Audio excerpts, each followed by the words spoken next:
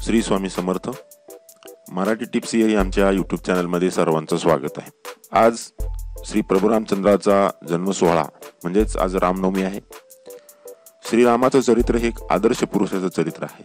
श्रीरामाने जो आदर्श आपल्या समोर ठेवला आहे त्याचे स्मरण करून नित्यनेमाने त्यांच्या गुणांचा अंगीकार करावा हा श्रीरामनवमीचा उत्सव साजरा करण्यामागचा उद्देश असतो। रामनवमी हा उत्सव देशात विविध ठिकाणी मोठ्या धूमधडाक्याने साजरा केला जातो, कारण त्यांच्या जन्माने व त्यांचे संपूर्ण जीवन राष्ट्राला मार्गदर्शक आहे। कौटुंबिक, सामाजिक, नैतिक तसेच राजकीय मर्यादेत राहूनच पुरुष कसा उत्तम होऊ शकतो हे मर्यादा पुरुषोत्तम श्रीरामाच्या जीवनचरित्रावरून आपल्याला समजतं। श्रीरामातील देवत्व श्रीरामानेच निर्माण केलेलं आहे। मानव उच्च ध्येय व आदर्श समोर ठेवून उन्नती साधू शकतो हे प्रभू रामाने स्वतःच्या जीवनाद्वारे दाखवून दिलेलं आहे। आपल्या विचारातून, विकारात व व्यवहारात त्यांनी मर्यादा न सोडता कार्य केलेलं आहे। म्हणून श्री प्रभुरामांना मर्यादा पुरुषोत्तम असं म्हटलं जातं। ते निश्चयी आणि त्यागी होते। साक्षात माता कैकेयीच्या हट्टावर दशरथाने आज्ञा देताच वनवासात जाण्यास सिद्ध होणारे श्रीराम केवढे पितृभक्त त्यागी होते।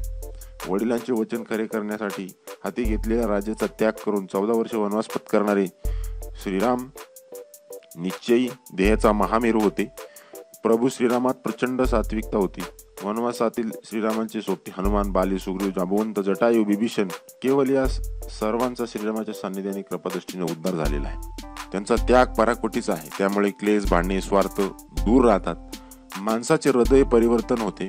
त्यांचे थोडे जरी अनुकरण आजच्या नव्या पिढीने केलं तरी देशात रामराज्य निर्माण झाल्याशिवाय राहणार नाही। श्रीरामाचा अजून एक मोठा गुण रामायणात दिसून येतो, तो म्हणजे त्यांना लोभ नव्हता। रावणाला मारल्यानंतर लंकेचं राज्य त्यांनी स्वतःकडे न ठेवता विभीषणाला देऊन टाकलं।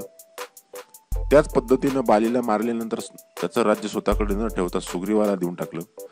श्रीरामाचे मित्रप्रेम, गुरुप्रेम, बंधुप्रेम, भक्तिप्रेम, मातृत्व प्रेम, पत्नी प्रेम, देशप्रेम, प्रजाप्रेम हे सर्वच गुण घेण्यासारखे आहेत। श्रीराम हे प्रजापालक, केवलांचे निष्काम प्रेम, उर्मिलेचा विश्वास, लक्ष्मणाचा निष्काम कर्मयोग, भरताचा आदर्श आणि हनुमानांचे सर्वस्व आहे। भारत भूमी धन्य आहे जिथे श्रीराम कृष्णासारखे आदर्श जन्माला आले। परब्रह्माने साक्षात जीवनाचा कर्मयोगाचा आदर्श घालून दिला आहे। म्हणून भूमीचे महत्व, श्रीरामाचा आदर्श आणि श्रीराम नवमीच्या निमित्ताने आपण त्याचं चिंतन मनन करायला पाहिजे। त्यांचा एक तरी गुण आपल्यामध्ये यायला पाहिजे असं आपण प्रयत्न करायला पाहिजे। तर तुम्हा सर्वांना रामनवमीच्या हार्दिक शुभेच्छा। अशाच नवनवीन उपयुक्त व्हिडिओसाठी मराठी टिप्स आमच्या यूट्यूब चॅनलला लाईक आणि सबस्क्राईब करा। नोटिफिकेशनसाठी बेल आयकॉनवर क्लिक करा।